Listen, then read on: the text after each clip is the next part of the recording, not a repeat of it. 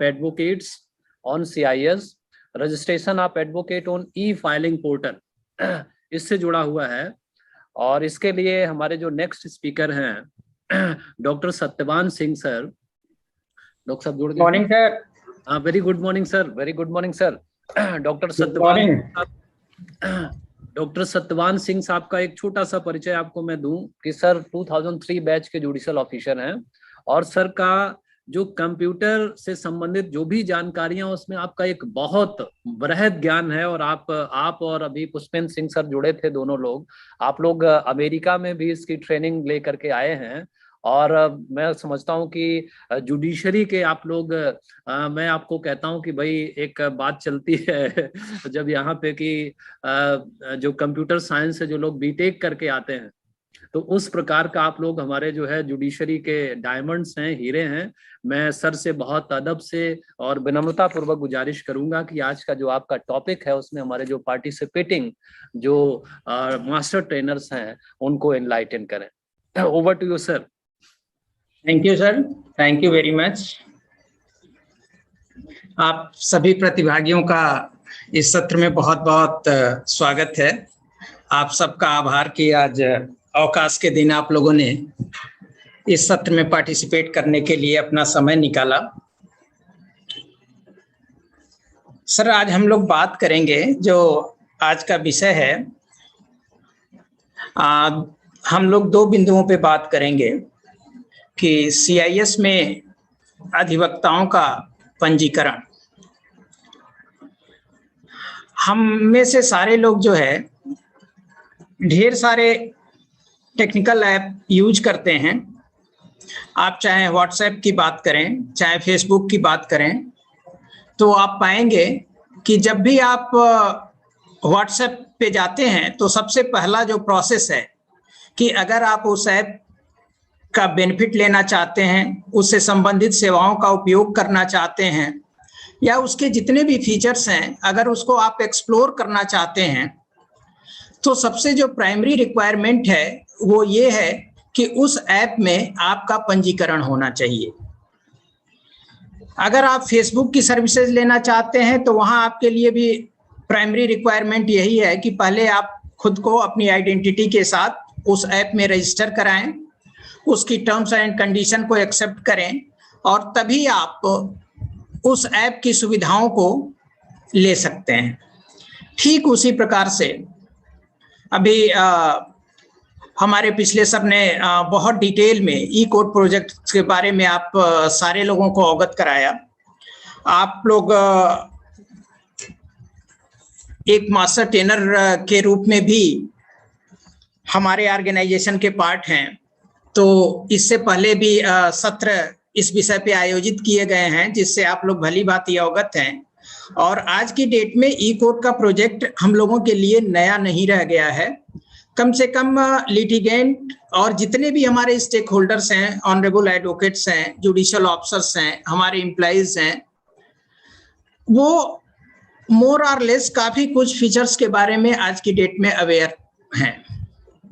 सबके मन में जब न्यायपालिका को लेकर के बात आती है तो कहीं ना कहीं लोग ये सोचते हैं कि जो समय की रिक्वायरमेंट है उसके हिसाब से हम लोग अपने को परिवर्तित करने में खुद को उतना सफल नहीं हो पा रहे हैं। इसी विजन को ध्यान में रखते हुए ई कोड का प्रोजेक्ट जो है लॉन्च किया गया है, और कोशिश इसके माध्यम से ये है कि जिस तरह से आप पब्लिक सर्विसेज आप मोबाइल ऐप पे पाना चाहते हैं, घर बैठे पाना चाहते हैं, तो आज हमारी न्यायालय के अलावा एक ऐसी भी भूमिका है कि न्यायालय को हम जो है एक सेवा के रूप में लेकर के चल रहे हैं कि हम एक सोसाइटी में सर्विस प्रोवाइडर की तरह अपने को डेवलप करना चाह रहे हैं, और जितना ही इफिशिएंटली हम अपने को सर्विस डिलीवरी के लिए अपने को कैपेबल बनाएंगे, फास्ट बनाएंगे, लोगों के यूज टू रहेंगे, और घर बैठे अगर लोग हमें एक्सेस कर पाएंगे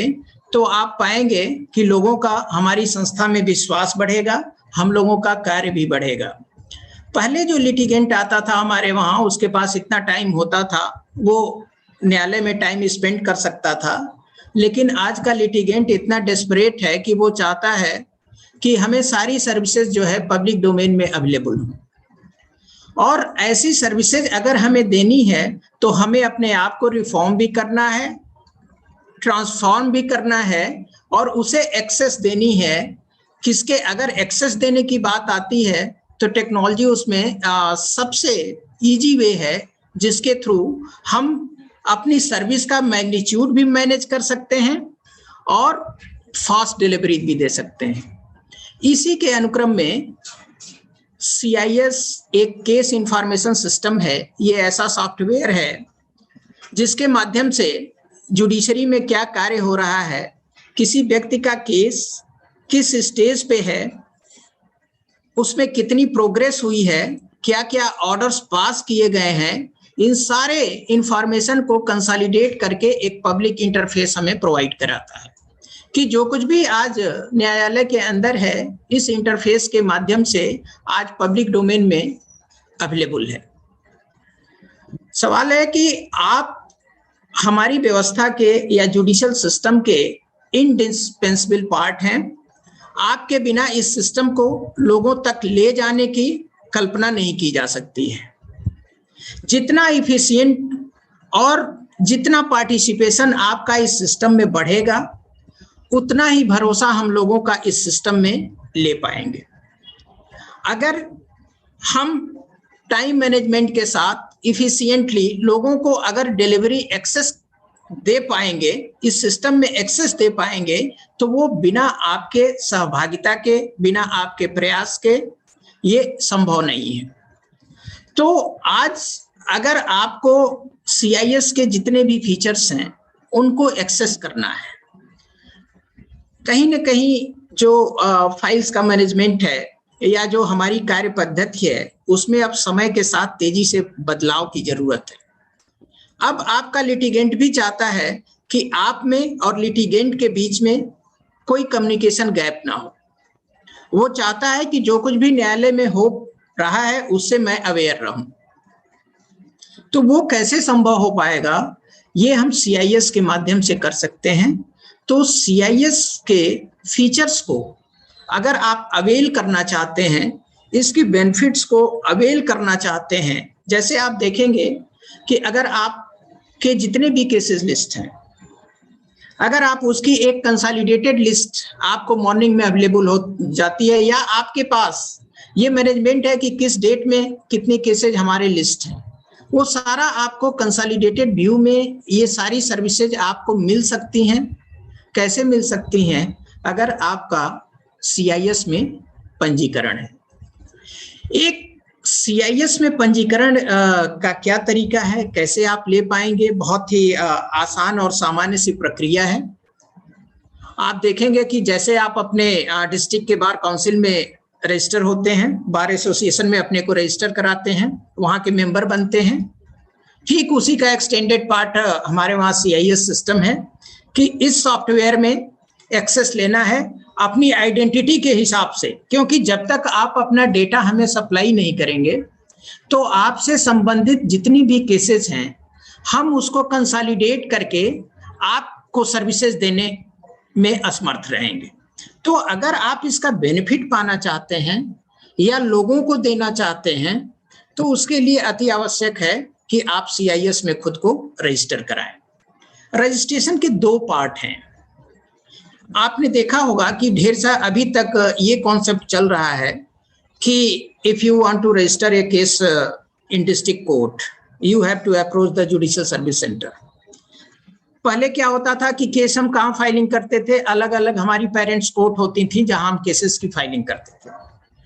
आज के डेट में क्या है कि हम केसेस की फाइलिंग कहाँ करते हैं, सेंट्रलाइज एक फाइलिंग सेंटर बना हुआ है जुडिशियल सर्विस सेंटर के नाम से, जो आमतौर पे जो कंप्यूटर सेक्शन है वहीं पे हम लोगों ने इस्टेब्लिश कर रखा है। तो उसका नाम हम लोगों ने जुडिशियल सर्विस सेंटर के नाम से इस्टेब्लिश किया है। तो अब आपकी फाइलिंग किसी पर्टिकुलर कोर्ट को अप्रोच करने की जरूरत नहीं है, आप सीधे जाते हैं, क्योंकि अब हम सर्विस प्रोवाइडर हैं और हम चाहते हैं कि लोगों को केंद्रीकृत रूप में सारी सेवाएं एक काउंटर से प्रदान की जा सके। तो आप जुडिशियल सर्विस सेंटर पे जाते हैं, वहां अपने केस की फाइलिंग करते हैं। तो जब जुडिशियल सेंटर सर्विस सेंटर पे आप अप्रोच करते हैं तो जो प्राइमरी रिक्वायरमेंट है आपकी, तो वो है कि आपका रजिस्ट्रेशन CIS में होना चाहिए। क्योंकि CIS में जब आप रजिस्टर होते हैं तो आपका डेटाबेस आपके नाम के साथ टैग होता है, कंसोलिडेट होकर के आप उसकी सारी इंफॉर्मेशन फेच कर सकते हैं। तो CIS में अपने को रजिस्टर जरूर कराएं। कैसे रजिस्टर कराएंगे इसकी सारी प्रक्रिया हम लोग देख लेते हैं। देखें, CIS में अधिवक्ताओं का पंजीकरण, इस स्लाइड के माध्यम से हम लोग देखेंगे कि इंपॉर्टेंट फीचर क्या है। आप देखें, इसके लोगो पे विचार करें तो पहले जुडिशरी का जो लोगो हुआ करता था उसमें एक बैलेंसिंग हुआ करती थी, लेकिन आज ई-कोर्ट सर्विसेज में आप देखिए इसका जो लोगो है उसमें आपको वाईफाई दिखेगा। Wifi means enable with technology, यानी कि आज का जो सिस्टम है कि हम अपने कोर्ट की कल्पना नहीं कर सकते जिसमें कि हमने टेक्नोलॉजी को एडॉप्ट न किया हो। देखें, CIS में ये केस इंफॉर्मेशन सिस्टम है संपूर्ण भारत के लिए, जिसके द्वारा न्यायालयों में दाखिल, लंबित एवं निस्तारित होने वाले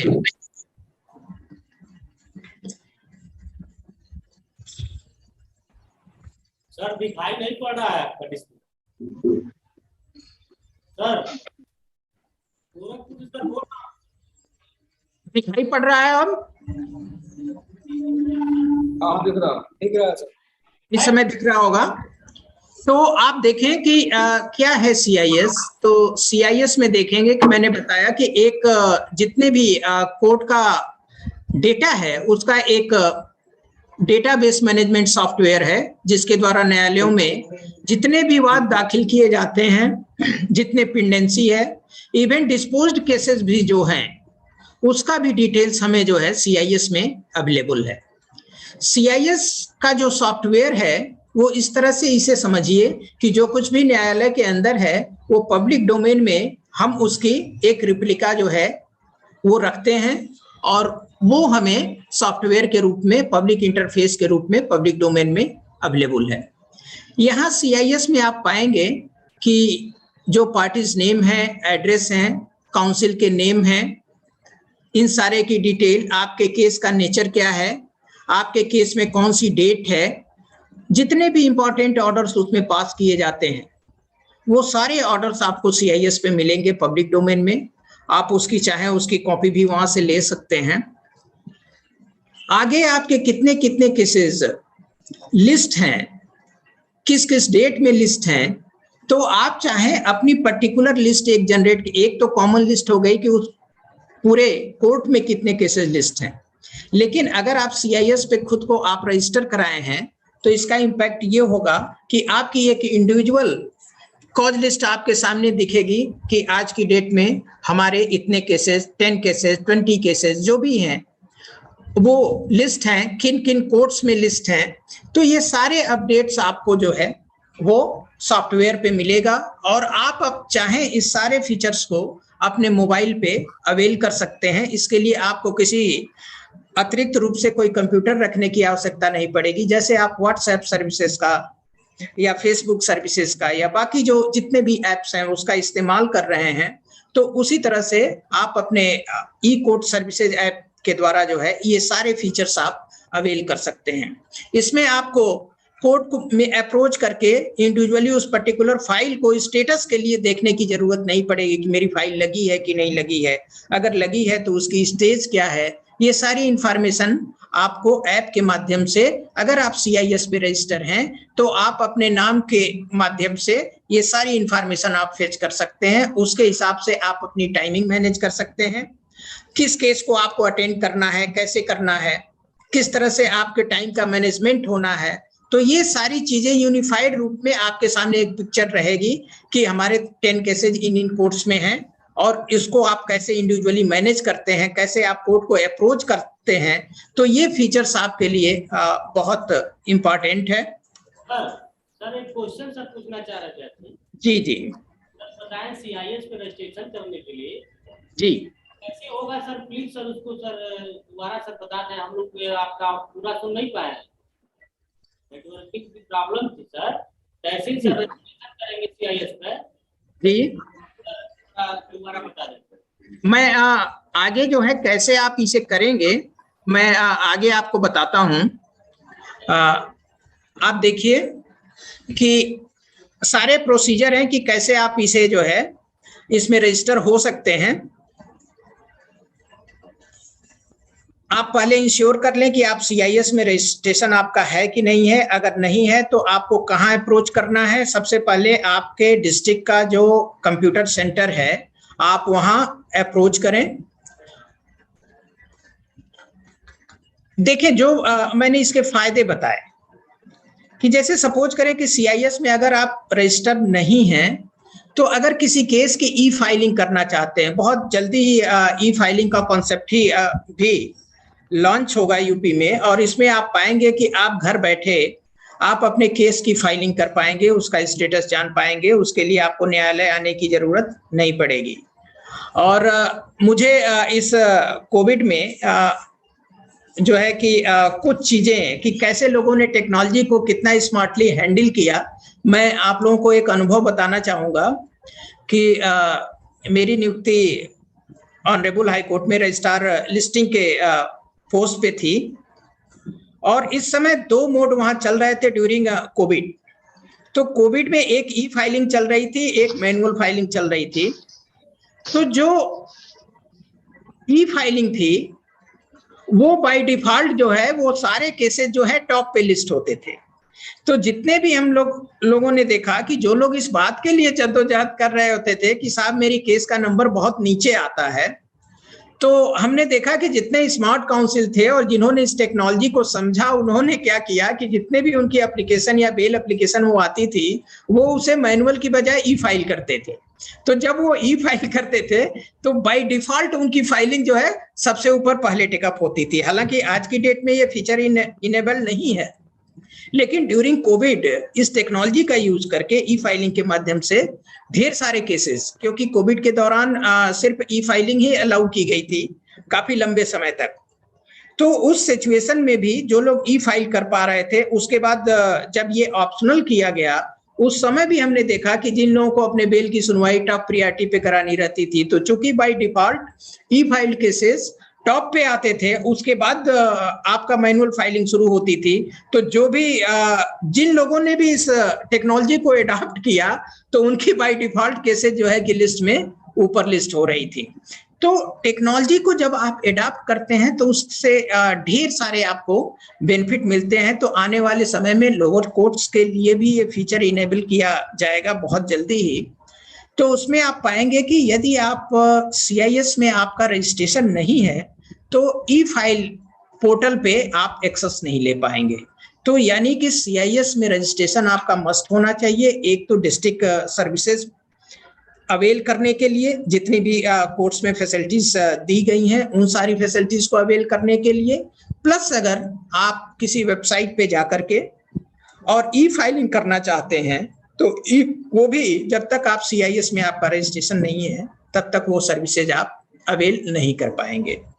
अगर आप CIS पे आपका केस रजिस्टर है तो जैसे ही केस में कोई डेट फिक्स होती है तो ऑटोमेटिक SMS आपको जो है बाय डिफॉल्ट सिस्टम जनरेटेड आपके पास पहुंचता है।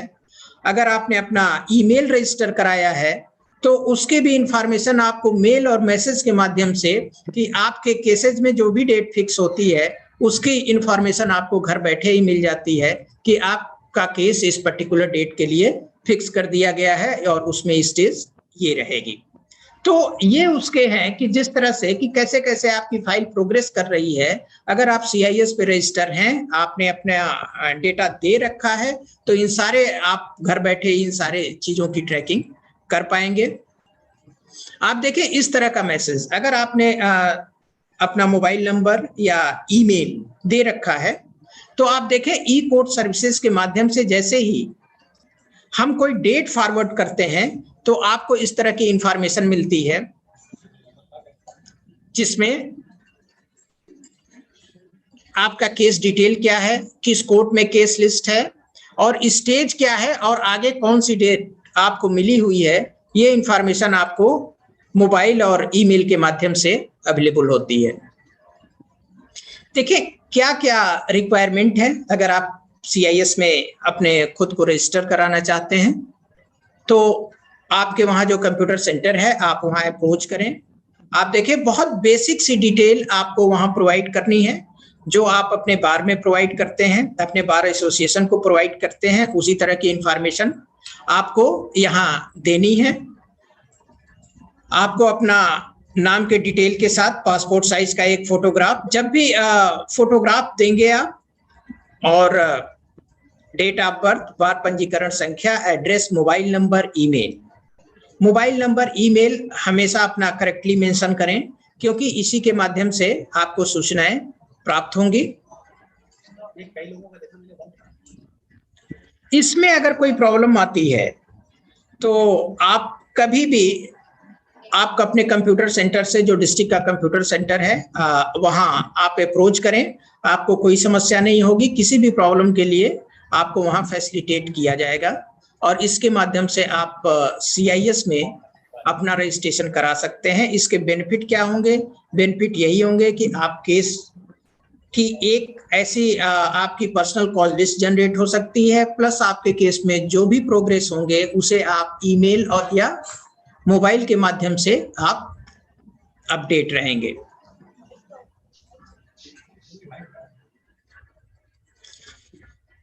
इस प्रकार से आप देखें कि CIS में रजिस्ट्रेशन बहुत इजी है। ये वन टाइम एक्सरसाइज है, ऐसा नहीं है। एक बार जब आप CIS में रजिस्टर हो जाते हैं तो फिर आपको दोबारा रजिस्ट्रेशन की जरूरत नहीं है। आप जो है किसी पर्टिकुलर केस में एक बार रजिस्टर होते हैं तो हर केस के लिए आपकी वो इंफॉर्मेशन आप डेटाबेस में फीड हो जाता है और ये वन टाइम एक्सरसाइज है।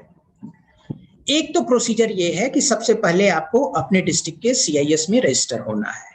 अब सपोज करें आप कि अपने घर बैठे आप चाहते हैं कि हम ई-फाइलिंग की फैसिलिटी भी अवेल करें। अगर ई-फाइलिंग की आपको फैसिलिटी अवेल करनी है तो सबसे पहली कंडीशन ये है कि आपका जिस डिस्ट्रिक्ट में आप फाइलिंग करना चाहते हैं उस डिस्ट्रिक्ट के CIS डेटाबेस में आपका रजिस्ट्रेशन होना चाहिए। अगर आपने रजिस्ट्रेशन करा लिया है तो उसके लिए केस की अपडेट्स आपको मिलती रहेंगी, प्लस आपको बेनिफिट ये है कि आप ई-फाइलिंग के लिए भी चाहें तो आप अपने को रजिस्टर कर सकते हैं। अगर ई-फाइलिंग के लिए आपको रजिस्टर करना है तो आप देखेंगे पहली कंडीशन क्या है ई-फाइलिंग के लिए, कि ई-फाइलिंग में फर्स्ट आपको रजिस्टर करना है। ये ठीक ये पूरे प्रोसेस को इस तरह से समझें कि अगर आप अमेज़न की सर्विसेज लेना चाहते हैं तो सबसे पहले क्या करते हैं कि आप अमेज़न में खुद को रजिस्टर कराते हैं। आप जोमेटो पे अगर कोई फूड आइटम ऑर्डर करना चाहते हैं तो प्राइमरी रिक्वायरमेंट क्या है कि आप अपनी डेटाबेस के साथ, कॉन्टैक्ट डिटेल्स के साथ वहां खुद को रजिस्टर कराएं। ठीक उसी तरह से कि ये जितनी भी सर्विसेज दी जा रही हैं, अगर ई-कोर्ट्स की सर्विसेज आपको अवेल करनी है या आप चाहते हैं कि आपको अपने केस की सारी प्रोग्रेस आपको मोबाइल के माध्यम से, मैसेजेस के माध्यम से, ईमेल के माध्यम से आपको प्राप्त होती रहे, या आप ये चाहते हैं कि ई-फाइलिंग की सर्विसेज मैं अवेल कर पाऊं, घर बैठे अपने केस की फाइलिंग कर पाऊं, तो ऐसी सिचुएशन में प्राइमरी रिक्वायरमेंट ये है कि आप खुद को पहले CIS पे रजिस्टर कराएं और सब्सिक्वेंटली आप जो है ई-फाइलिंग पोर्टल पे खुद का रजिस्ट्रेशन करें। तो अगर आप CIS पे रजिस्ट्रेशन आपका हो गया है तो उसके बाद आप जो है ई-फाइलिंग काउंटर पे आप खुद को रजिस्टर करा सकते हैं। देखें इसके लिए वेबसाइट कौन सी है। ये ऑल इंडिया, ये एक ही डोमेन दिया गया है www.efiling.ecourts.gov.in। इस पे आप दुनिया के किसी कोर्ट में, यानी इस कंट्री के किसी कोर्ट में फाइलिंग करना चाहते हैं तो ये पोर्टल आपको एक्सेस देता है। इसमें पंजीकरण की जो प्रक्रिया है वो 10 स्टेजेस में है। 10 स्टेजेस के माध्यम से आप जो है इसमें खुद को रजिस्टर करा सकते हैं। आप देखें कि यूजर आप कैसे बनेंगे। इसके यूजर बनने के लिए कुछ डॉक्यूमेंट्स यहाँ रिक्वायर्ड हैं। चूंकि जो कुछ भी रजिस्ट्रेशन का आप वर्क करेंगे तो उसके लिए एक टाइम स्लॉट है, वो 18 मिनट्स का है कि आपको सारी प्रोसीजर इस अलॉटेड टाइम में ही कंप्लीट करना होता है। अदरवाइज ये रजिस्ट्रेशन प्रोसेस को टर्मिनेट कर देता है और फिर दोबारा आपको जो है वहां जाना पड़ता है। तो ये आवश्यक है कि अगर इस अलॉटेड टाइम में हमको अपने रजिस्ट्रेशन के सारे प्रोसीजर को कंप्लीट करना है तो जो डॉक्यूमेंट रिक्वायर्ड हैं वो उसे हम पहले से रेडी करके रखें ताकि अलॉटेड टाइम के अंदर उस वेबसाइट के ऊपर हम अपना रजिस्ट्रेशन कर पाए। इसमें देखें मोबाइल नंबर कौन सा आपको देना है, इस बात का ध्यान रखें कि मोबाइल नंबर और ईमेल आईडी, उसी ईमेल आईडी और मोबाइल नंबर का आप यूज करें जिसे आपने अपने डिस्ट्रिक्ट के CIS पोर्टल पे रजिस्टर कराया है। क्योंकि जब भी आप ई फाइलिंग पोर्टल पे आप जाते हैं खुद को रजिस्टर करने के लिए, यह आपके डेटा को कहाँ से वेरीफाई करता है, जिस डिस्ट्रिक्ट में आप फाइल करना चाहते हैं वहां के CIS पे उपलब्ध डेटा से आपको वेरीफाई करता है और उसी के माध्यम से आपको एक्सेस देता है। तो यहाँ आपको मोबाइल नंबर और ईमेल आईडी आपको वही प्रोवाइड करनी है जो आपने CIS में रजिस्टर कराया है। आपके बार नामांकन इनरोलमेंट नंबर का विवरण, इसमें आपकी एक फोटोग्राफ की जरूरत पड़ेगी। फोटोग्राफ के लिए कोई जरूरी नहीं है कि आप पहले से स्टूडियो में जाकर के फोटोग्राफ तैयार कराएं अपनी। आपके पास जो स्मार्टफोन मोबाइल है उससे भी आप फोटोग्राफ खींच करके, और फॉर्मेट ये रखेंगे JPEG या JPG। ये ध्यान देना है क्योंकि दूसरे फॉर्मेट का अगर आप फोटोग्राफ लेते हैं या PDF में कर देते हैं तो वो एक्सेस नहीं लेगा। तो ये ध्यान रखना है आपको कि इसी फॉर्मेट में आपका फोटोग्राफ हो। फोटोग्राफ की साइज का भी ध्यान रखना है कि ये 5 KB से लेकर के 5 MB के बीच के होना चाहिए, यानी कि 5 MB से ज्यादा का है फिर भी ये एक्सेस नहीं देगा।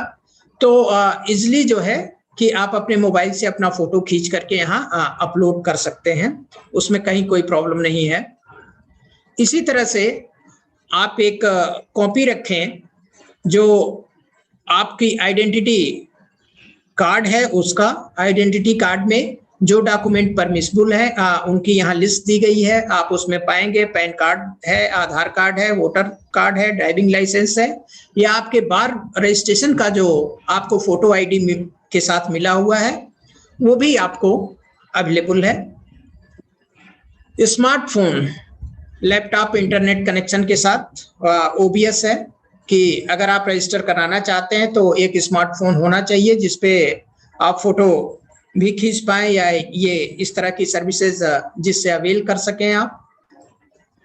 और ये सारी इस बात का ध्यान देना है कि ये सारा प्रोसीजर आपको 18 मिनट्स के अंदर कंप्लीट करना है। और इस 18 मिनट्स के अंदर ही अगर आप इसे नहीं करते हैं तो फिर दोबारा आपको रीस्टार्ट करना पड़ेगा। आप देखें जब efiling.ecourts.gov.in, ये देखें ऊपर वेबसाइट का नाम दिया गया है। आप इस पे जाएंगे तो आपको क्या ऑप्शन मिलेगा, आपको ड्रॉप बॉक्स मिलेगा। हाई कोर्ट्स, डिस्ट्रिक्ट कोर्ट्स, अगर हाई कोर्ट में फाइलिंग करनी है तब भी यहाँ रजिस्टर कर सकते हैं, डिस्ट्रिक्ट कोर्ट में करनी है। इस तरह का मैप पर भी क्लिक करेंगे पर्टिकुलर डिस्ट्रिक्ट में और ड्रॉप डाउन में आपको स्टेट सेलेक्ट करिए, डिस्ट्रिक्ट सेलेक्ट करिए और इसमें ऑप्शन मिलेगा कि रजिस्टर का। तो आप नए यूजर हैं तो पहले इसमें एक्सेस लेने के लिए आपको रजिस्टर करना है। तो आप खुद को रजिस्टर पे क्लिक करें। रजिस्टर पे क्लिक करने के बाद आप देखेंगे कि इसमें आप किस फॉर्म में रजिस्टर करना चाहते हैं अपने आप को। जैसे ये फैसिलिटीज, रजिस्ट्रेशन की फैसिलिटीज एडवोकेट को भी अवेलेबल है। कोई लिटिगेंट है जो इन पर्सन अपना केस फाइल करना चाहता है तो उसके लिए भी ये फीचर्स अवेलेबल हैं कि वो भी ऐसा कर सकता है। इसके अलावा जो गवर्नमेंट एडवोकेट्स हैं उनको भी ये है कि अगर वो फाइलिंग करना चाहते हैं ई फाइलिंग के माध्यम से, तो अगर आप जिस कैटेगरी को बिलोंग करते हैं तो उसके हिसाब से आप ऑप्शन का चयन करके एज ए एडवोकेट आप रजिस्टर कराना चाहते हैं तो आपको यहाँ क्या देना है, मोबाइल नंबर, ईमेल आईडी, बार का रजिस्ट्रेशन और यूजर आईडी। यूजर आईडी आप कुछ भी रख सकते हैं, जो जिस नाम से आप अपने अकाउंट को, बेटर ये रहता है कि आप अपने नाम से, अगर वो डोमेन अवेलेबल है तो अपने नाम से उसे, या अपनी इच्छा अनुसार जो भी आप यूजर आईडी सेलेक्ट करना चाहते हैं कर सकते हैं। आप देखेंगे कि जब कैप्चा कोड डालने के बाद आप ये सारी डिटेल्स के बाद इसमें एक ऑप्शन आएगा गेट ओटीपी, यानी गेट इट, जो भी मोबाइल नंबर, ईमेल आईडी जो आपका सीआईएस पे रजिस्टर है उसी को यहाँ आपको देना है। उसके बाद अगर आप एक्सेस लेते हैं तो आपको आपके मोबाइल फोन पर एक ओटीपी आएगा। ये मेल के भी माध्यम से आ सकता है और फोन के भी माध्यम से आ सकता है, प्रोवाइडेड कि ये दोनों इंफॉर्मेशन आपने यहाँ दे रखी है। ओटीपी आप सेलेक्ट करेंगे, ओटीपी की एंट्री करेंगे। देखें, अगर मोबाइल का है तो मोबाइल का ओटीपी, ईमेल का है ईमेल का ओटीपी, दोनों में से अगर एक ओटीपी ही आपको मिला है तो उसमें एक ओटीपी दे करके आप आगे बढ़ सकते हैं। वेरीफाई ओटीपी, इस तरह से आपको सिस्टम में एक्सेस मिलेगा, यानी कि आपकी आइडेंटिटी को कहां से वेरीफाई किया गया है, जो आपका डेटा रजिस्टर है किस पे, सीआईएस पे, डिस्ट्रिक्ट कोर्ट की सीआईएस पे, जहां आप ई फाइलिंग करना चाहते हैं वहां से आपका डेटा वेरीफाई किया जाएगा। फिर आपको रजिस्टर का ऑप्शन मिलेगा। ओटीपी अगर सक्सेसफुली आपका जनरेट हो जाता है और प्रॉम्प्ट हो जाता है, उसको आप एंट्री करेंगे, फिर आपको ये रजिस्टर काउंटर पे आपको एक्सेस मिलेगी। रजिस्टर के पेज पे आप देखेंगे कि आप यहाँ पासवर्ड जनरेट करेंगे, जो भी पासवर्ड, इसी के माध्यम से आप अपने ई फाइलिंग पोर्टल में एक्सेस ले पाएंगे। तो जो भी आप पासवर्ड रखना चाहते हैं, पासवर्ड में आपको कुछ इसकी डिसिप्लिन है उसको फॉलो करना है। डिसिप्लिन क्या है, डिसिप्लिन में आपको ध्यान रखना है कि अपर केस भी हो, लोअर केस भी हो, यानी कि स्मॉल लेटर और कैपिटल लेटर। इसी तरह से एक स्पेशल कैरेक्टर्स भी होने चाहिए, नंबर्स भी आने चाहिए। इन चारों को कॉम्बिनेशन को यूज करते हुए आप कोई अपना 8 वर्ड्स का पासवर्ड आप जनरेट कर सकते हैं। बाकी इंफॉर्मेशन देखें, जो बाकी बेसिक इंफॉर्मेशन है उसकी एंट्री आप करेंगे। फिर इसमें ब्राउज करेंगे। ब्राउज करने के लिए मैंने 2 रिक्वायरमेंट बताई थी कि 2 तरह के डॉक्यूमेंट्स की रिक्वायरमेंट है, यहाँ फाइल के माध्यम से आपको इसमें अपलोड करना है। वो 2 रिक्वायरमेंट कौन सी है?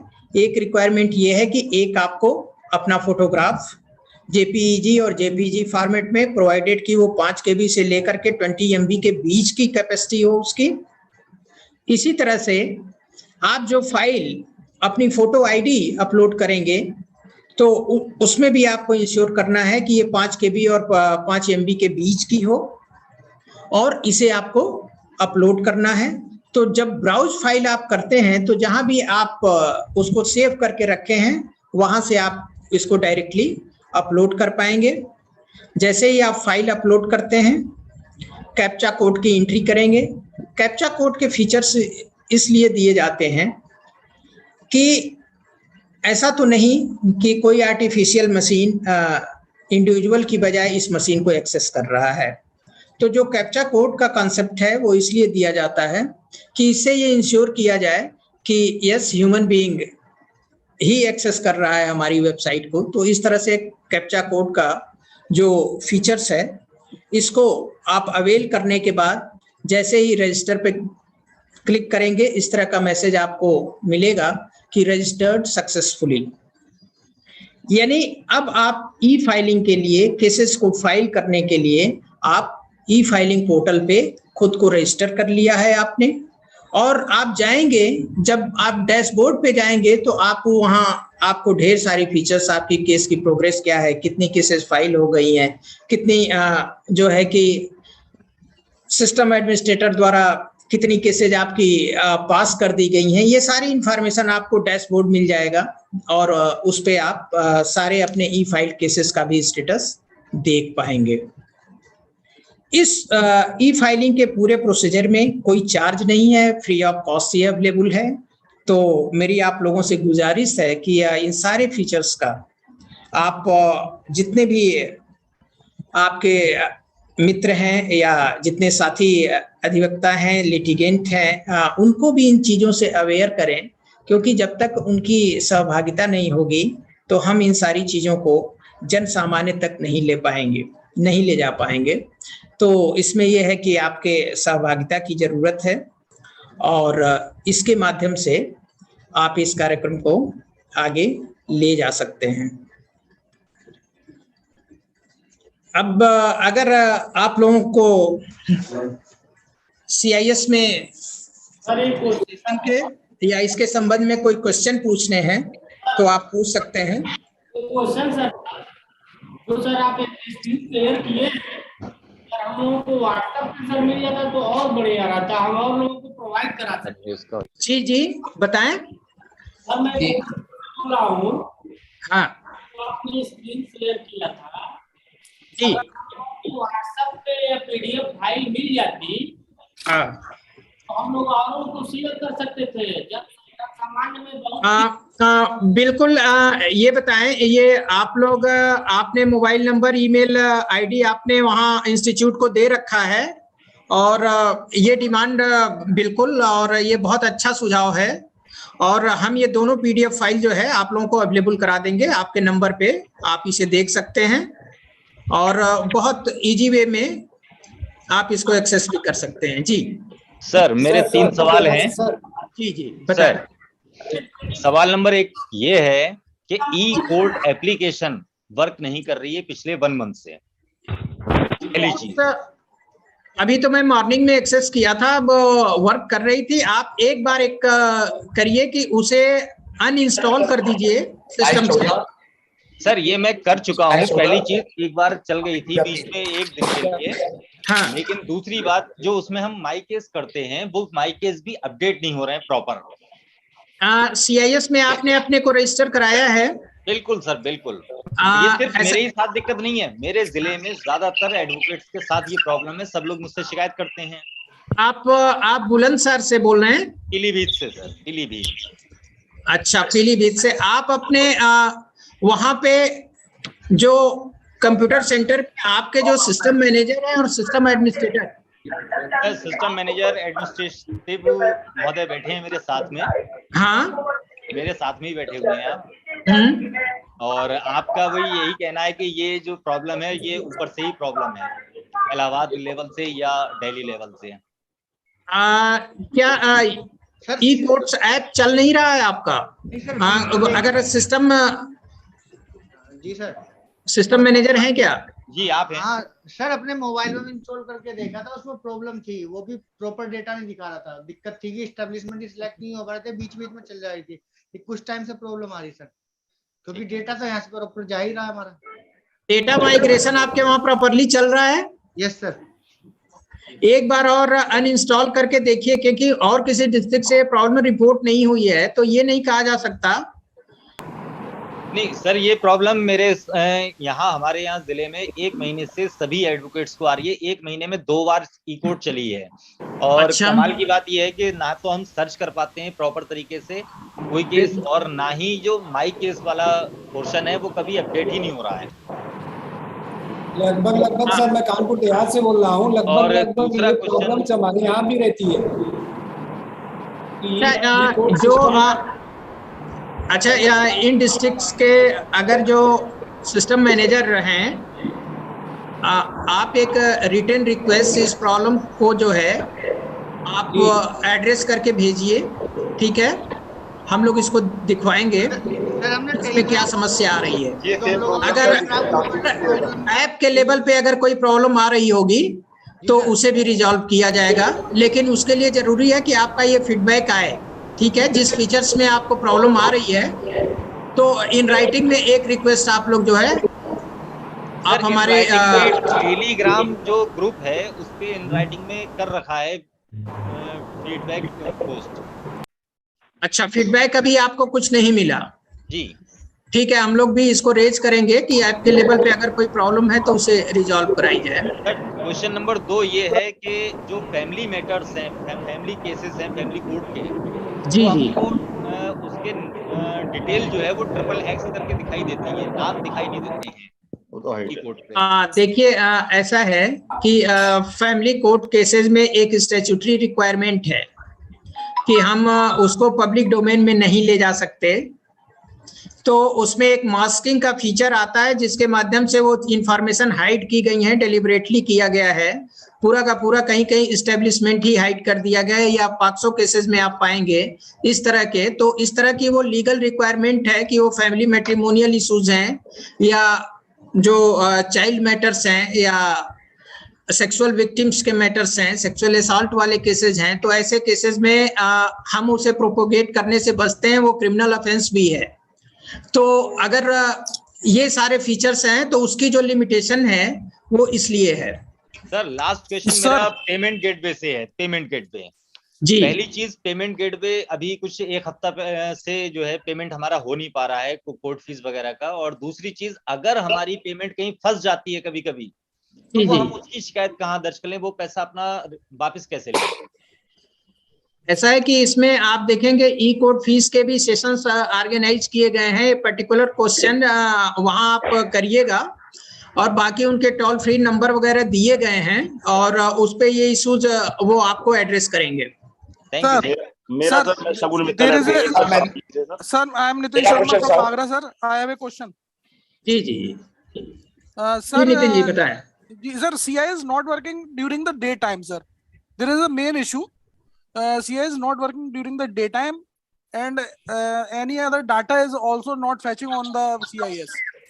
ये लोकल माइग्रेशन की प्रॉब्लम हो सकती थी या नेटवर्क का इशू हो सकता है, अदरवाइज CIS पे किसी का कंट्रोल नहीं है। ठीक है, जैसे ही हम डेटा जो है पब्लिक डोमेन में ट्रांसफर कर देते हैं तो वो जो है वो पब्लिक डोमेन में है और इंडिविजुअल किसी पर्टिकुलर डिस्ट्रिक्ट का उस पर कंट्रोल नहीं है। अपडेशन की भी प्रॉब्लम है सर, थोड़ा सा अपडेशन की भी प्रॉब्लम है। और हाँ, अपडेशन का इशू हो सकता है क्योंकि अगर डेटा के माइग्रेशन में इशू है या डेटा डिलेट माइग्रेट हुआ है या कोई और लोकल लेवल पे कनेक्टिविटी का इशू है, माइग्रेशन में कोई प्रॉब्लम है, तो उस केस में आपको अपडेट नहीं मिलेगा। अदरवाइज जो रिक्वायरमेंट है कि हम उसको टाइमली अपडेट करते रहें और डेटा हमारा पब्लिक डोमेन में माइग्रेट भी होता रहता है। तो ये नेटवर्क और बाकी ये लोकल इश्यूज हैं, ये टाइम के साथ धीरे धीरे 4 बजे के बाद वर्किंग में आता है सर। ये कहते हैं कि सारी कोर्ट्स में, क्योंकि ई कोर्ट्स में सारी फाइलिंग और डेट्स को चढ़ाया जाता है सर, तो मेरे ख्याल ये बताया जाता है कि सर्वर में जो है सर्वर डाउन चला जाता है, तो दिन में ये 4 बजे तक जी ये माइग्रेशन का ही इशू है। जी सर। हाँ, अदरवाइज अगर डेटा माइग्रेट है तो पब्लिक डोमेन में आपको इजीली अवेलेबल रहता है। जी बताएं। मैं सर अगर एक जिले में रजिस्ट्रेशन है तो दूसरे जिले में हम फाइलिंग कर सकते हैं? नहीं, अगर एक जिले में आपका रजिस्ट्रेशन है, आप देखिए जिस डिस्ट्रिक्ट में आप फाइलिंग करना चाहते हैं उस डिस्ट्रिक्ट के CIS में आपका रजिस्ट्रेशन मस्ट है। सर मैं मित्तल एडवोकेट सर, मेरा एक क्वेश्चन सर, जैसे हम माइक में अपने केस को देखते हैं सर, उसके जैसे सपोज कीजिए सर, मैंने स्टेट नितिन के नाम से कोई केस है, मेरा केस है, उसे मैंने सेव किया। पहले सर यदि हम नितिन डालते थे तो पूरे केस की ऑटोमेटिक डिटेल्स आ जाती थी, अब वो डिटेल्स बंद हो गई है सर प्रॉपर्टी। अब हमें नितिन का केस जो है अपने जो मान लो सपोज कीजिए 100 केस है, उन 100 केस को सबको ढूंढना पड़ेगा, तब नितिन का केस आएगा। पहले केस नंबर डालने से भी सर्च हो जाता है, ये प्रॉब्लम आती है। ये सर्चिंग का ऑप्शन ये टेम्पोररी इश्यूज हो सकते हैं। सर्चिंग 2 महीने से प्रॉब्लम चल रही है सर, ये 2 महीने से चल रही है। हाई कोर्ट का यदि केस हम सर्च करते हैं सर, वो एक होता है, डिस्ट्रिक्ट कोर्ट का नहीं हो पाता। अच्छा, ये थोड़ा सा स्ट्रेंज है क्योंकि ये कनेक्टिविटी और नेटवर्क का ही इशू हो सकता है, अदरवाइज ये इसमें कोई ऐसा नहीं है कि कोई सिस्टमेटिक फेलियर नहीं दिख रहा है। इसमें कुछ ग्लिचेज आ सकती हैं उसकी वजह से, ये नेटवर्क की वजह से, तो ये हो सकता है। सर मैं बुलंदशहर से आलोक शर्मा है जी, वो सेव है, यदि हम उसे सर्च करेंगे मैट्रिमोनियल केस डाल के सर, उसमें केस भी हमें जानकारी है, जो कि पार्टी नेम तो हाइड रहते हैं, केस नंबर डालने से यदि हम सर्च करते हैं तो वो शो नहीं होता, उसे अधिकतर सर्च करना पड़ता है, तो निकल के आता है। ये देखिए मैंने ये पहले भी अभी एक क्वेरी आई थी, तो मैंने कहा कहीं कहीं एक्चुअली क्या है कि फैमिली कोर्ट्स के मैटर्स जो हैं वो इन कैमरा सारी प्रोसीडिंग होती है, तो उसकी लीगल रिक्वायरमेंट ये है फैमिली कोर्ट की कि हम उसे पब्लिक डोमेन में एक्सपोज ना करें। तो ये है पूरा का पूरा इस्टेब्लिशमेंट, उसको कहीं कहीं हाइड कर दिया गया है, तो ऐसे में हम पब्लिक डोमेन में उसकी डिटेल्स हम फेच नहीं कर पा रहे हैं। नहीं सर, अगर तो है सर, रजिस्टर्ड भी है, ऑनलाइन हम चेक करेंगे तो निकल के भी आ जाएगा। सपोज कीजिए मैंने सेक्शन 13 का कोई बात दायर किया सर, शगुन मित्तल के नाम, कल मैंने ये दायर किया था, वो आएगा, लेकिन मैं अगर देखिए ये इन प्रिंसिपल आपके अगर पर्टिकुलर डिस्ट्रिक्ट की प्रॉब्लम है तो आप अपने वहां पे एक तो ये है कि सिस्टम मैनेजर है, और प्लस उससे भी अगर आपको कोई ऐसी प्रॉब्लम लग रही है कि स्टाफ के लेवल पे एड्रेस नहीं हो पा रहा है, तो सारे डिस्ट्रिक्ट्स में आपके नोडल ऑफिसर कंप्यूटर भी हैं, वहां तक आप अपनी ये प्रॉब्लम उन्हें एड्रेस करा सकते हैं, और लोकल लेवल पे अगर कोई इश्यूज है तो वो उसे एड्रेस कराएंगे। बुलंद सर, आलोक शर्मा जी सर, मुझे ये पता करना था कि जैसे आपने बताया कि CIS पर रजिस्ट्रेशन होना है, तो सर वो कंप्यूटर रूम से ही होगा डायरेक्ट? हम अपने जो बुलंदशहर, जो जैसे बुलंदशहर की डिस्ट्रिक्ट कोर्ट की वेबसाइट है, क्या उस पर जाकर सामने कर सकते उसको? नहीं नहीं, देखिए आपको ये सारी इंफॉर्मेशन मैनुअली CIS में एंट्री के लिए कंप्यूटर सेंटर पे प्रोवाइड करनी है पहले, ठीक है?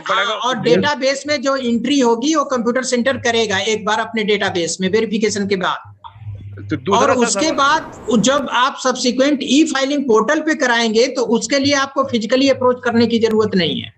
ओके ओके ओके सर, एक चीज और पता करनी थी कि जैसे एक मोबाइल चेंज किया मैंने, तो उसको मैंने दोबारा ई कोड को इंस्टॉल किया, तो सर पहले की सारी इंफॉर्मेशन ऑटोमेटिक उड़ गई, उसमें कुछ भी नहीं मिला, मुझे रिस्टोर नहीं हो पाया वो। उसको सेव नहीं किया होगा आपने, अदरवाइज उसमें फीचर्स ये है कि आप इंपोर्ट कर लें, कि एक्सपोर्ट करके फिर इंपोर्ट कर लें, तो ये फीचर्स आपको अवेलेबल रहेंगे। तो उस समय इंस्टॉल के समय थोड़ी सावधानी रखनी थी या गाइडेंस लेना था। अब मेरा समय समाप्त हो चुका है, और